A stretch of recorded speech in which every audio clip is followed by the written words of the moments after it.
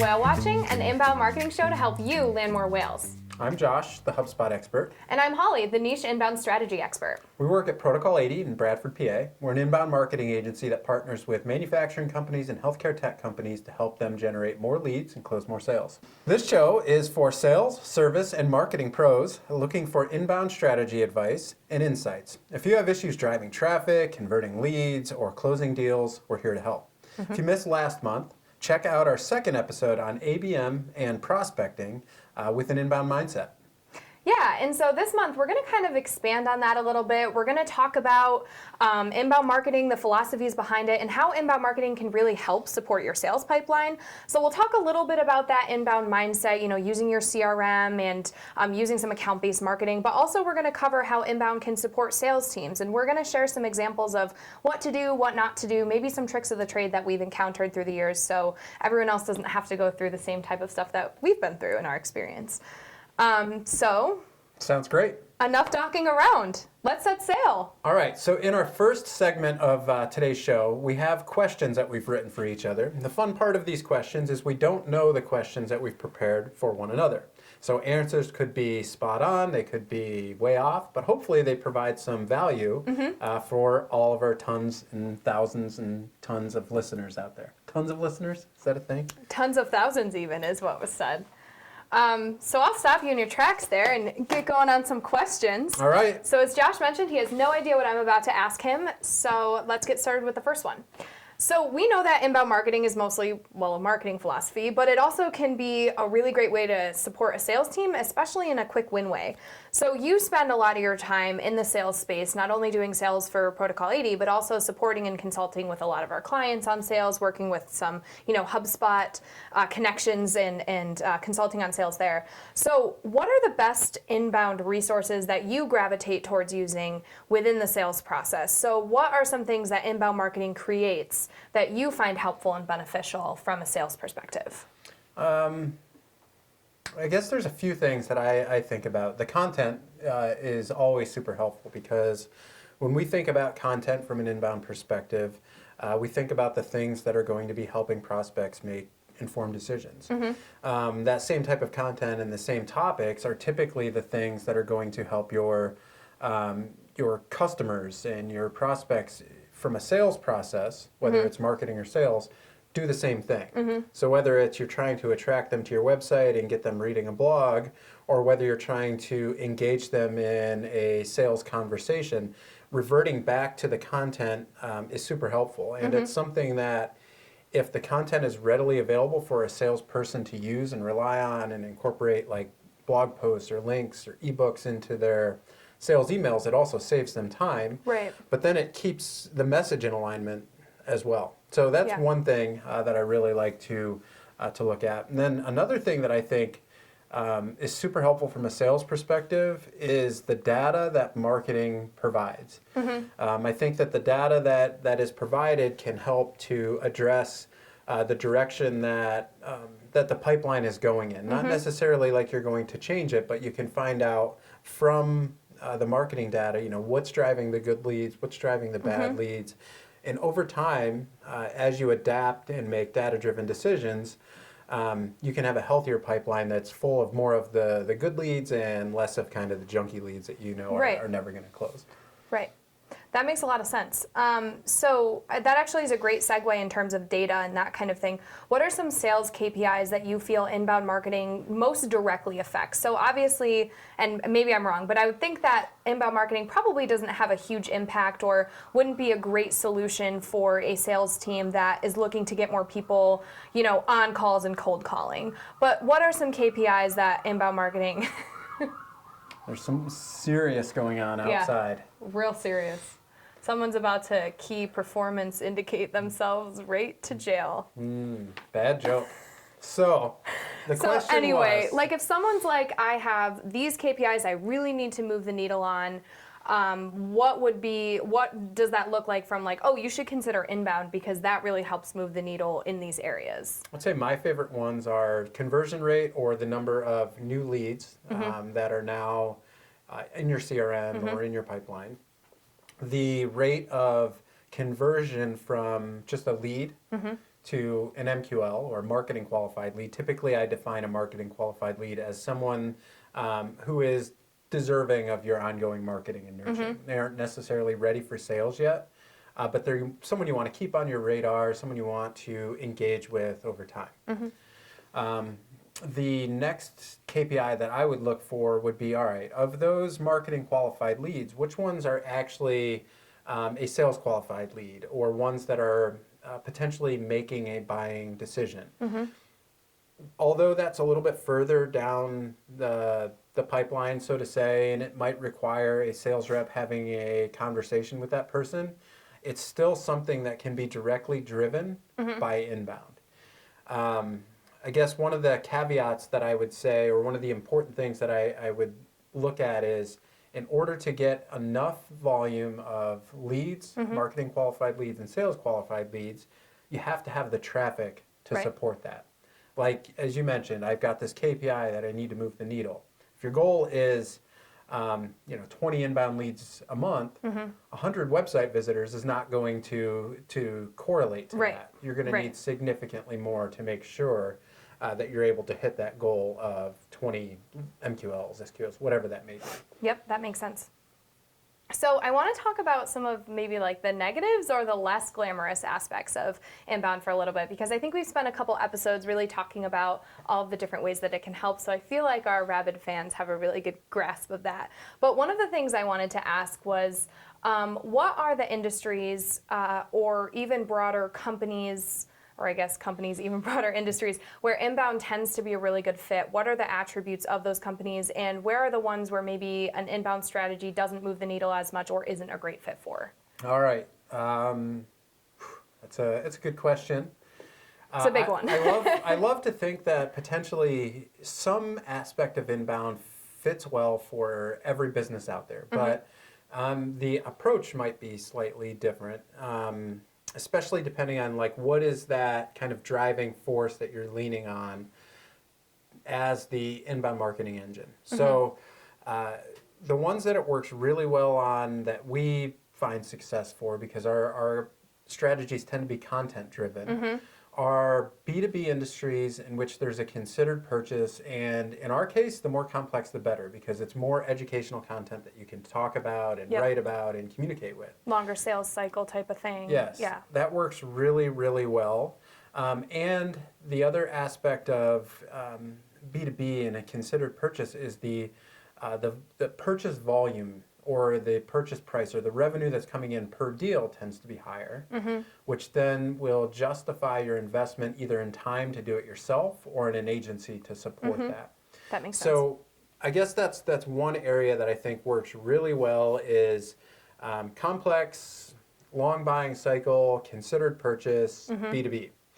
Other models that work really well are anything with a recurring revenue model, because you can create an inbound strategy that fills the pipeline, you close more deals, and that revenue that's coming in is recurring. So although the upfront cost or the upfront revenue that's driven from that new sale isn't necessarily going to justify an investment, that person over time, and whether they add more seats or more capabilities to whatever it is they're purchasing, will then justify that investment. That makes sense. There are also certainly some areas where inbound isn't great, at least content-driven inbound. For example, what is this, pen? This is a pen. First time I've seen a pen. I don't know that I would feel too confident in creating an inbound strategy around just a pen, right? Like a content-based educational blog, traditional type. I mean, a pen is a pen. Right. Unless you're looking for a pen that writes upside down, or a pen that writes underwater. That's when you're selling a pen that might cost, I don't know, $80. I don't know how much those pens cost. I wouldn't buy one for myself. But my birthday is just around the corner, so... Underwater pen for Josh. Yeah, so anything that's commodity based or really isn't a considered purchase, I think it's a bit more of a struggle. Yeah. Or something where it's a very mature industry, and the the process isn't, I know that I need, or I think I need to purchase this because it's like, I'm doing this. Right. I just need a replacement. Right. In that case, there are inbound approaches that work well. Right. But it might be a slightly different approach than if it were like a super complex industry with, tons of different variations and tons of things to learn. Yeah, and I think talking just strategically a little bit, that's kind of the difference when someone comes to us and we recommend kind of a right off the bat, let's invest some of your marketing dollars into something like paid, where we know we can maybe drive those results, get in front of those types of people a little bit quicker versus something where we are relying on more of a long-term organic content growth type of thing. Yep, so exactly. That makes a lot of sense. Exactly. So in your experience, do you have similar situations that happen more than once where people come to you and they're like, listen, I've tried inbound in the past and it didn't work for me. And even though their company seems like a really good fit, it's because they've hit some common pitfalls with inbound, or maybe they didn't execute things properly. Are there common, areas where people fall short or aren't doing things right but think they are? Yeah, I've been in this industry for a while. I don't know if it's a long time. I mean, I guess it's a long time for this industry. Yeah. And it's a common thing that you hear over time. Like I tried SEO once and it just didn't work, or I tried paid once and it didn't work. Whatever the insert here. Everyone's tried it and been unsuccessful at some point in time. I think one of the biggest challenges with inbound is that success doesn't happen overnight. It takes consistent effort or investment in either time or financially to make sure that you're consistently putting out the right message, the right marketing assets, whatever that may be, and that those assets are actually resonating with the people that you're eventually reaching.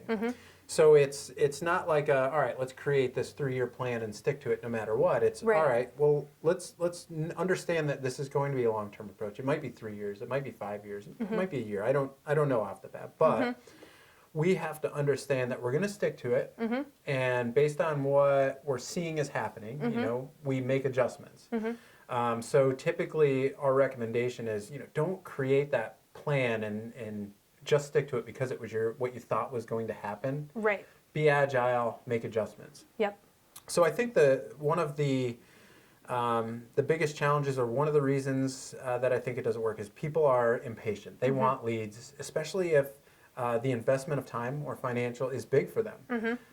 Usually, you become more impatient. Like I do. Like I order something online, and if it's something bigger that I'm, waiting for, like I'm checking the tracking after I push. Daily, momently. Same idea, right? Yeah. That's a big purchase for me. I want to make sure that it arrives on time in one piece, and I'm super excited for that thing to arrive. Yep. Businesses where maybe it's their first time investing or it's a big investment, they have that same kind of that thought or that feeling that's in them.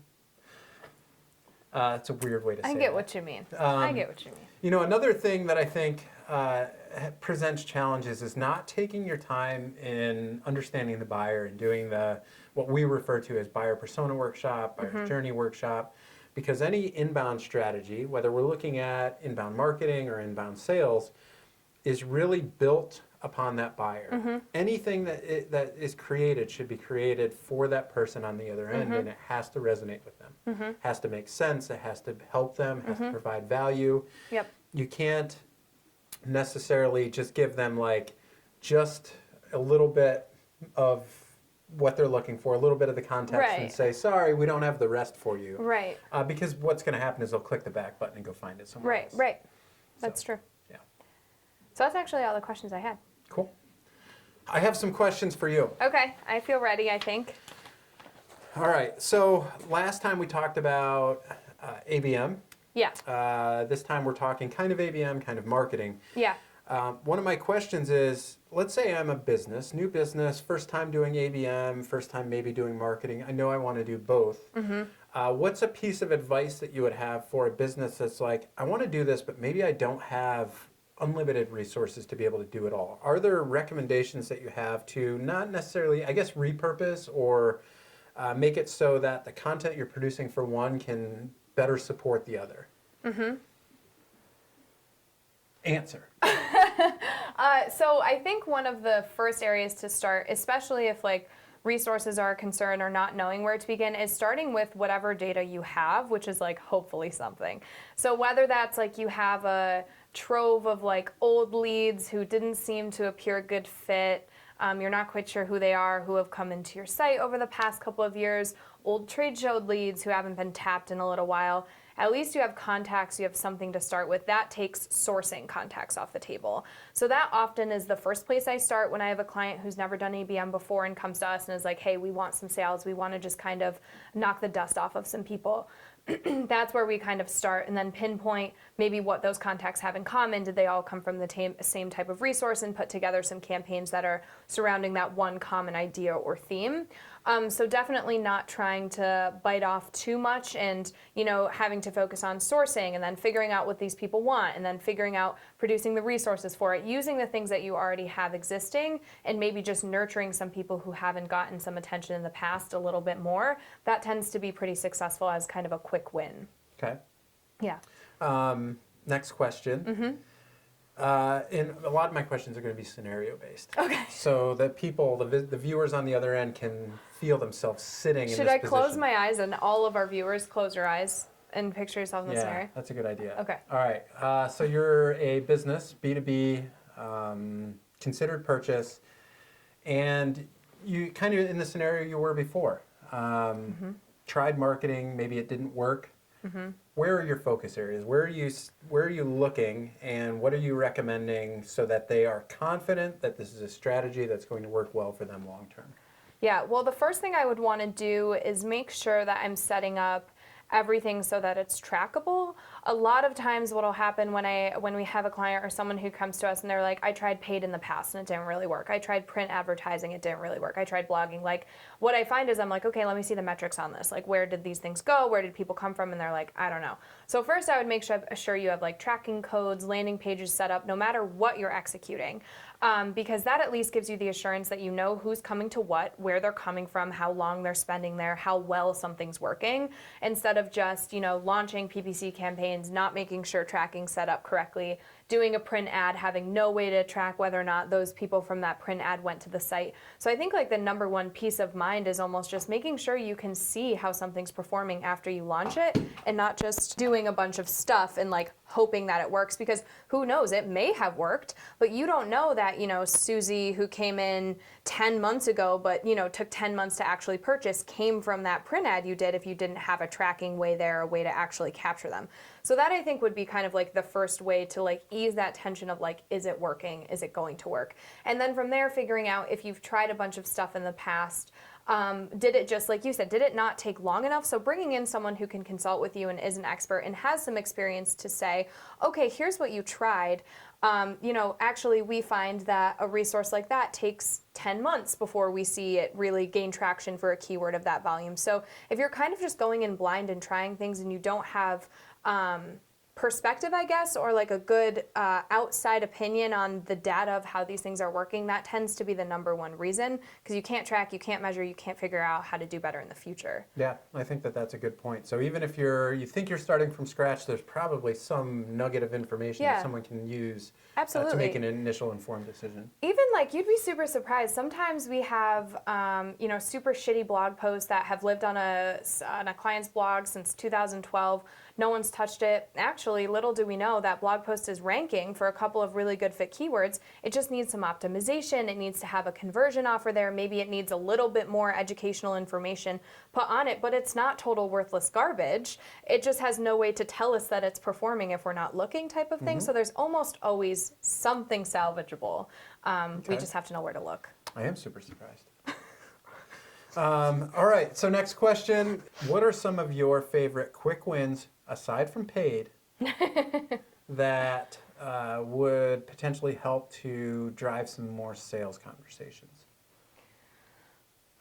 So something that can be helpful is getting the sales team more involved in content production. So whether that's them producing kind of like one to many sales videos, or even like marketing videos that feature some of the sales team demoing products or giving a tour behind the scenes. That can sometimes be helpful, that maybe people don't think of a lot as being something outside of, the traditional aspects that we've talked about in the past, like producing sales-based blog posts and talking about topics that are important to sales, which you touched on as well. I think going the video route and kind of just getting the familiar, friendly faces of the sales team in front of people, not in an aggressive way where it's like everyone who comes into your site gets a personalized video voicemail from your sales team, like, want to chat about buying from our team? Like, not like that.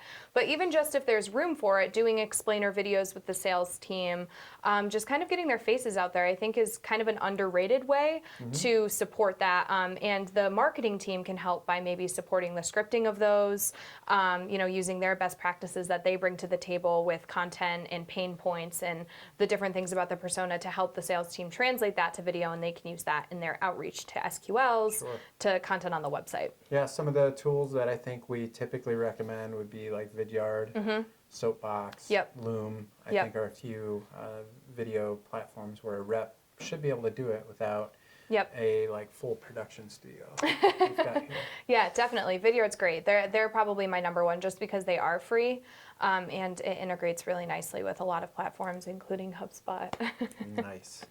Gotta get that in there. One more question. So I talked to a lot of sales teams, sales reps, and most of them, especially in the B2B world, are familiar with LinkedIn.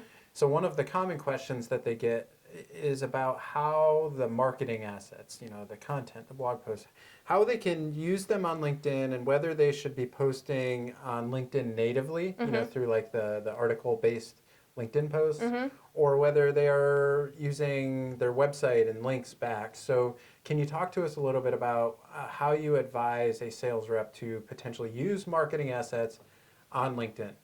Yeah, I definitely think posting natively can be great, but the important side of that is also making sure that you're actively making connections and interacting with people as well. If you haven't touched your LinkedIn profile, it looks like it's run by like a faceless stranger, your job experience isn't all filled in, and you never log on there, you haven't connected with anyone in your network, it's probably not going to go very far. So it's important to do your research before you execute something like that. So making sure that you're finding thought leaders in the space, finding other companies who are talking about things, sending requests to them, figuring out what they're talking about, using their hashtags, joining the conversation, because something that can be a little frustrating is when we have sales team members be like, well, I'm posting on LinkedIn all the time and nothing's happening. And it's like, right, well, you're just really kind of spamming at that point. You're just posting. You're not really giving anything in return. You're not really interacting. So I would say if you don't have the time to dedicate towards that kind of interaction and that kind of research to do it right, it might be worth just kind of skipping it and using those resources in a more traditional sales way. Which I never want to say don't do something, but truly you're not going to see the results you're looking for if you're not really putting in that time to kind of do it. Yeah, that makes sense. Just a lot of wasted effort and maybe some frustrations as well. I would say that time would be better spent at that point doing something like a one-to-one video, talking about a resource, sharing it, that kind of thing. Cool. So I think we're ready for our next segment. Awesome. So that is our inbound tower game. So we'll set that up quickly and then be right back. Cool.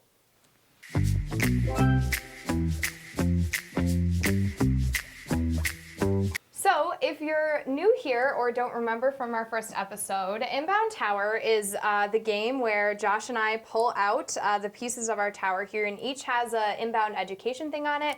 We read it, we explain it like really quickly, like 10 seconds or less, what it is and why it's fundamental to the structure of inbound. And there's also some stakes. Do you want to tell them what we're playing for? Yes. So if someone knocks down the tower, the other person gets to choose their LinkedIn profile picture that needs to stay live. I don't know if we determined a week. A week, yeah. A week. So there's a lot at stake here. Yes. Also because we couldn't do this last time. Yeah, because we were on Zoom because of the pandemic. Yes. So we're going to pull double. We are. We're going to pull 6 each. And we're going to go really quick. Okay. All right. Do you want to go first? Yep. Okay. Blue. Blog content. The driving force behind inbound. It's the article, education-based content that you're producing for your prospects. Yeah. Okay. Red. Oh my God. Okay. internal workflows. So these are basically an efficiency-based system to set tasks and reminders and make things work on the back end of your CRM so your sales team isn't spending so much time like connecting things behind the scenes, basically. Yeah. Blue again. Brand guide. So this is just a guide so your marketing team understands not only like, the basic branding stuff, but also like the voice, the tone, and how you're coming across in the content that's being produced. Yep. Pink. Oh my God. Can I push that back in? Yeah. Oh my God. I think that's cheating. I don't want to talk about it. All right. Okay, how many fell though? Should we just do those for the rest of our? That's fine. Okay. So how many do we have out? 3? I have 3 over here, and then my 1 I'm about to talk about. Okay. Okay. So mobile friendly. So this is making sure that your website is mobile friendly. So this helps with page speed, obviously making sure that your customers can actually read it. So this helps with all sorts of SEO metrics. So just make sure that your website can be viewed on a phone because a lot of people are viewing on phones nowadays. Landing pages. So these are pages that exist to help drive a conversion. Their sole purpose is to get someone to sign up for your email newsletter, download an ebook, access a white paper, whatever that may be. Backlinks, this is other websites linking to your website. The more authority that website has, the better. Again, super helpful for SEO, helps you kind of get domain authority to your site, which ultimately helps more qualified people find their way to your site. Yep, I always refer to it as like word of mouth referrals, except for Google. Yeah, that's a really better way to put it. Yep. So did you put That's all yours 6. back? I thought we were going to do 6 each. Oh, okay. To make up for last time. Keywords. So these are the keywords or topics that you're focusing on, the things that you want to rank for as it relates to the strategy. Sequences, these are external workflows or a way of kind of dripping out follow-up to leads that you consider to be quality. Sequences is something that we build in HubSpot. There's a great tool for it. You should look it up because it's too much to talk about in 10 seconds. Chatbot. So this would be your like online website chat, which could either be human-manned. You can have some qualification that directs people that are qualified to a human, or it could be artificial intelligence where it answers questions based on what you feed the AI. Could also be human-womaned or human-themed. Personal LinkedIn, we actually just talked about this. So this is the art of kind of sharing things not only from your profile that's related to your business, but also from the employees on your team, sharing resources that helps just reach a wider network with your inbound materials.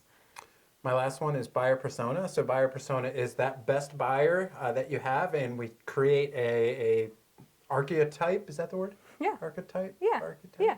Of that person so that you can produce marketing assets that resonate with your buyer persona. Okay. Since I knocked it down, does that mean you choose my LinkedIn picture? For 1 week. Stay tuned, everyone. We'll have to maybe show up on the screen. I'm looking at our producer here, what that ends up being. So we're going to knock this down, and then we're going to move along here with our episode. All right, so next up we have our interview segment where we try to interview someone that is a practitioner that's implementing this for their business. Roll the interview. Hey, Ali, thank you for joining us on this episode of Whale Watching. Can you tell us a little bit about yourself, what you do, your title, and about your company? Yeah, absolutely. First off, thank you so much for having me here today. My name's Ali Barsamian, and I am the VP of Marketing for a company called VertexOne. We are a software as a service company that provides services to utilities. So the people that provide your gas, your electric, your water, your sewer, the people that you probably don't think about that much, they also need software solutions. And so what we do is we really cover the entire gamut between what we call meter to cash operations. So between what's measuring someone's usage and then when they're actually billing and generating revenue from that. And so we have a large portfolio of solutions there, and we're currently working with just over 200 utilities across North America. And I get the fun job of running marketing for the whole team. That's awesome. It sounds like a high-tech or complicated process, but something that is probably super helpful to the utility companies. Yeah, absolutely. And in an industry that has been historically behind the times when it comes to technology. So it's been really exciting to be at the forefront as a cloud-based company. We've really led that charge in the industry. So that's exciting. Now, are the utility companies out searching for a solution like this, or is it something where they have to kind of be aware that there's something that exists, and then they have to talk to you guys?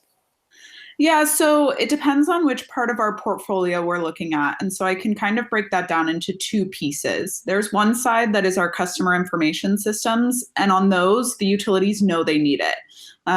The reality, though, is that they only search for a new one if something is broken. So our inbound strategy on that has to be really focused on problem solving. Here's a challenge in the market, and here's how we're solving that problem. The other piece of the puzzle is our customer engagement solutions. Now, those are really more nice to haves for utilities. They can implement new solutions if they feel they have a problem they want to solve, but it's not a real necessity in their business model. And so for those cases, it's around educating the market that there even is a problem in the first place. So it's less common that people immediately come inbound looking for that solution. It's more common that they come looking for the customer information side. Awesome. So that's a good transition to some of our interview questions that we've prepared. As I mentioned in the email, our topic is how inbound is supporting the pipeline. So how are those conversations happening, and what are you doing in your role as VP of Marketing to support it? So Holly, did you want to ask Ali the first question? Yeah, absolutely. So you mentioned that you execute inbound tactics, you have some clear strategies based on your different personas and that kind of thing. What activities that your team executes do you think moves the needle the most? Like, what are the things that you get most excited about that really drives those pipeline results? Yeah, so there are two things that are most effective in our inbound strategy. And I'll take a step back and say, in the utilities industry, there are a lot of people that have been in the industry for 30 plus years. And so they're not going to trust a newcomer in the industry or trust a new technology if you're not part of the conversation as a thought leader. So our two most effective strategies for inbound are really focused on that thought leadership approach. So one is a thought leadership webinar series that we run on a quarterly basis, where we bring in speakers from the industry that can talk to topics that, you know, we have some role in the topic, but we're not being self-promotional. And so, you know, we promote through third parties and have registration forms all over the internet, and we get publications to refer to us. That's a really high-powered inbound strategy. We get form completions through that. We then generate, reports for our sales team to follow up on that so that they can be effective in getting those leads to turn into pipeline opportunities. And we've seen immediate turn on that. The other is being involved in publications. So we do a lot of blog writing, white paper writing, and then we work really closely with publications in the industry to get those posted on their websites. That's another really effective inbound strategy for us, because people are already on those sites looking at the content, looking to be educated, and so then they can flow directly to us from our content there. And then, of course, you know, building the workflows within our website so that we're effectively capturing those new leads. Awesome. So I'm going to throw you a question that we didn't prepare you with first. So curveball. The webinars, is that something new for you guys? And did you notice a difference after the pandemic when people kind of were forced to work from behind their computer as opposed to maybe more hands-on? Yeah, so one kind of tidbit is that VertexOne acquired another company called WaterSmart. And so this webinar series was part of WaterSmart's marketing strategy for the past 5+ years. It's new within the VertexOne brand in the past year. So I can tell it from kind of both perspectives. From the WaterSmart side, it has been a consistent funnel of marketing generated leads for our sales team for the past 5 years. For the VertexOne side, it is brand new. What I've seen in COVID, which is really, you know, fortunate, is that at the beginning, we had a real spike in registrations. The first webinar we did during the pandemic, we got, you know, double the registrations we would usually see for a webinar, which was great. People were at home, they were engaging online. That was working really well for us. As this year has continued on, we've actually seen our registration and engagement levels decrease pretty substantially. And what we're seeing from that is just real fatigue in webinars, in virtual conferences, in all of these things. And so one of the things that my team is thinking about a lot as we go into this new year is how can we pivot our strategy, be a little more different and innovative to get those engagement rates back up and fight through that fatigue. And so one of the things we're thinking about is doing webinars that are half the length of time that we maybe used to do. So instead of an hour, just 30 minutes, trying to think about ways to make it a little more palatable for the industry that's really fatigued with all of this online stuff right now. I feel the same fatigue. I think at first everyone was maybe trying to find stuff to do when they couldn't do the normal things. So we've heard that. I've heard that as far as webinar and virtual series over time. So about how long after you guys started executing inbound tactics do you think it took to see really substantial impact on your pipeline? So we know immediately from, at least anecdotally for us, we start to see some results right off the bat, but nothing really major until quite some time. Is that kind of the same for you? Yeah. So, a fun fact of our industry is that it's really slow moving. So our sales cycles are typically 12 to 18 months. So that's really great to deal with. Yeah. I would say, our marketing efforts and our inbound strategy, we start to see changes in metrics right away, but I would say it hits the sales pipeline maybe 3 months later. So we do have to take this period of time to really build the customer journey of educating, making them aware, getting them to trust us with the content that we're producing, with our, strategies to attract inbound leads. And then it really does take about that 3-month period to start to see it transition into qualified opportunities in the sales pipeline. You guys have a general understanding of inbound, and it sounds like most of your teams do, which is great. Do you have any tips or tricks out there for maybe teams that have a sales team that has been legacy in approach and they maybe don't understand inbound? How do you get buy-in from all parties in a situation like that? Yeah, so I think educating the sales team on the content or the material that's attracting your inbound leads is really important. And so, one of the things that I have set up is any forms that get completed on our website, they're tagged to a specific piece of content. When that goes to the sales rep, I immediately make sure that they're aware, what's the value of this piece of content? How do you follow up effectively on this topic or material or whatnot?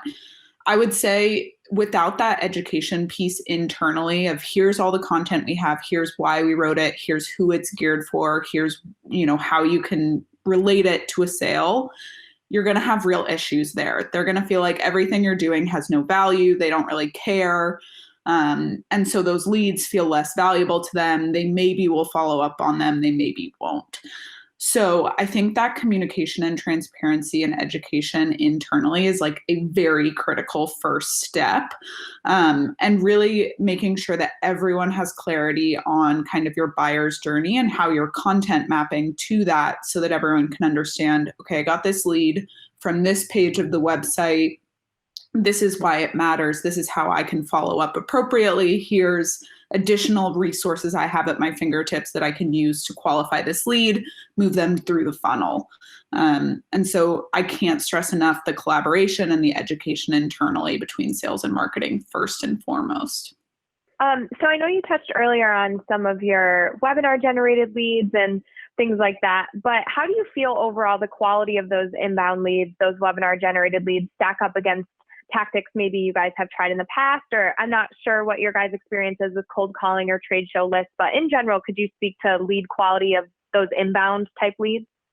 Yeah, definitely. And we do have a small sales development representative team. So inside sales doing the cold calling. I would say the cold calling is incredibly effective. It's been a newer thing that we've implemented in the past 2 years within our organization.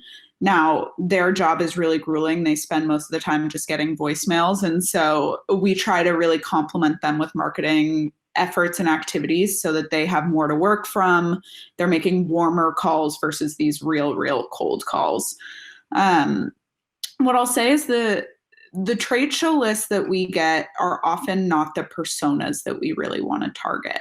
And so that's been a real challenge for us in terms of, yes, we maybe have 10,000 contacts that we could go after, but really only 2,000 of those are our target personas. And so filtering those lists and getting them really targeted to be reaching out to and using in our marketing efforts is really important and the challenge for us. And so, one of the things that we do in addition to the webinars and whatnot is we have a real clear Google Ads strategy to be, attracting specific personas and looking after specific keywords and trying to get at these challenges and pain points that'll attract the right kind of contacts to us versus just like a big dump. So we're really trying to focus on quality over quantity in terms of what we're bringing in. And that's been a challenge for us, especially when, executives say, well, why don't we get this list of 25,000 contacts on your marketing? Right. So easy. And I'm like, well, but we have to think about who those contacts are and what the quality is really there. Right. Definitely. Well, this has been great. So if I were a person at a utilities company and I said, this sounds awesome, how do I get in touch with you? Great question. You can visit our website at vertexone.net. You can also send an email to our marketing team at vomarketing@vertexone.net. Either way, you'll get straight in touch with me and my team members, and we'll get you set up with solutions. Awesome. Thanks, Ali. I appreciate your time. Of course, it was my pleasure. I'm so grateful that they were able to join us for this episode. So if you want to learn more, again, you can look at their LinkedIn profile in the description of this episode. And if you'd like to be a guest, you can leave a comment below or email us at whalewatching@protocollady.com. We'd love to chat with you. So Josh, I know we talked about a lot here today. What would be like the one takeaway, the TLDR for someone who tuned out and didn't watch the entire episode? What would you tell them about inbound and how they can use it for sales and all that fun stuff? Inbound can work for most businesses to help support pipeline, drive new leads, have more sales conversations, but it takes time. Yep. It takes an investment of either that time or financially to have someone do it for you. But it will work. Just let it run its course, but be agile and make adjustments based on what the data is telling you. That's my TLDR. That's a good TLDR. Mine is just you want to make sure that everything you're doing you have data for, and also don't be afraid to pull in some experts to consult. It doesn't have to be a lifelong partnership. Of course, it might be great if it is, but even just getting some other opinions, some outside opinions on using what you have, maybe what hasn't worked in the past, because it can be really discouraging if you don't have data and you're just looking at all these wasted efforts from the past, whereas someone who has a little bit more experience or has a different outlook on what's there might be able to tell you, find some hidden gems in what you've tried before. Awesome. Yeah. So Whale Watching airs the third Thursday of each month throughout 2021. And our next show will air April 15th at 1 p.m. Eastern. So mark your calendar. Make sure you register at the salesexpertschannel.com or Bright Talk. Yeah, and speaking of that, thank you, Deb Calvert and the Sales Experts channel, and thank you to you guys for tuning in to episode 3 of Whale Watching. Thank you for tuning in to episode 3 of Whale Watching. And if you haven't already, leave a review and a comment in the Rate This tab, and we'll see... Yep. Like the ocean? Get it. Where the whales are? Yep. Next time. You next time.